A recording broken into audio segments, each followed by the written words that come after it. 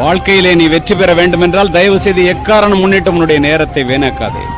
சென்று கொண்டிருப்பவன் நேரத்தை வென்று கொண்டிருக்கிறான், நின்று கொண்டிருப்பவனை நேரம் தின்று கொண்டிருக்கிறான். இந்தியர்கள் கடிகாரத்தில் மணியை மட்டும் பார்க்கின்றோம், அமெரிக்கர்கள் மணியோடு சேர்த்து நிமிடத்தையும் பார்க்கின்றார்கள், ஜப்பானியர்களும் ஐரோப்பியர்களும் நிமிடத்தோடு சேர்த்து வினாடியையும் பார்க்கின்றார்கள். 4 மாதங்களுக்கு முன்னால் சுவிட்சர்லாந்து நாட்டிலே உரையாற்றுவதற்காக சென்றுவிட்டு ஜூரிச் ரயில்வே ஸ்டேஷன்ல போய் உட்கார்ந்துருக்கணும். ட்ரெயினை பிடிக்கணும், ஜெர்மனி போறது. 8:03 போன நான் புறப்பட்டுட்டேன். மனைவியும் அழைச்சிட்டு போயிருந்தேன். புறப்பட முடியுமா? 5 நிமிஷம் லேட்டு. அவசர அவசரமா போறேன்.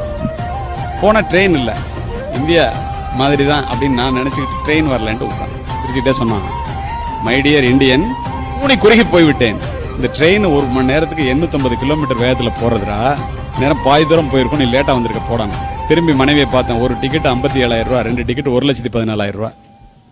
பாக்குறத தவிர வேற என்ன பண்ண முடியும்?